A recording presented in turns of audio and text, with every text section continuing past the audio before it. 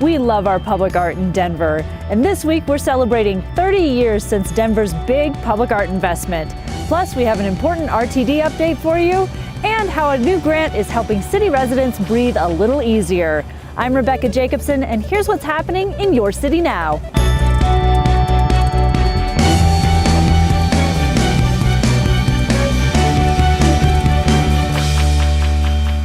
Regional transit costs are being transferred. For the past year, a 25-person group of business and civic leaders has developed suggestions to alter RTD's confusing pass structure with an eye toward equity and access. After studies, political jockeying, and lots of meetings, the Pass Program Working Group has developed recommendations that the board governing RTD will hear next week.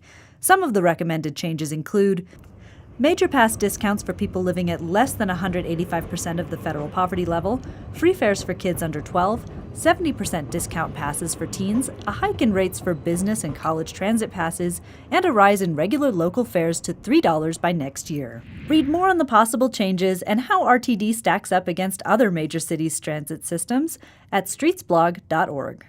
Happy birthday, Dobby! Happy birthday to you! You look like a giraffe, and you smell like one too. Denver Zoo's surprise edition just turned 1 year old. Giraffe Dobby was born last year to Mom Kapele, who successfully hid her pregnancy from zookeepers for months.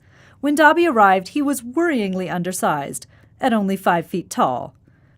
When Dobby grows up, he could be up to 17 feet tall and weigh anywhere from 2,400 pounds to over 4,000 pounds.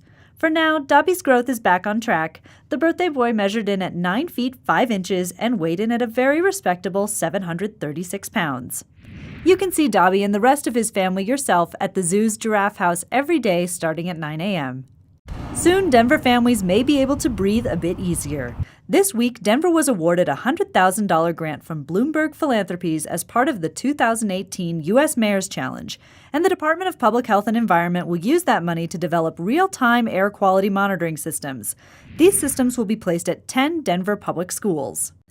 Real-time air quality data could help the city combat air pollution even in residential neighborhoods and give families vital information to protect their lungs from harmful exposure.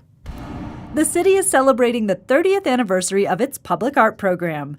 Denver Arts and Venues invites residents to help celebrate by sharing photos and videos of the art through social media. We want people to submit their most creative interpretations of public art or just their best photographs, and that might be interacting with the piece, it might be taking a best selfie with the piece, might be maybe you're a photographer and you want to capture a really interesting shot in the best light. So any of those would be great. Each month there will be a different theme to help people seek out art hidden in plain sight.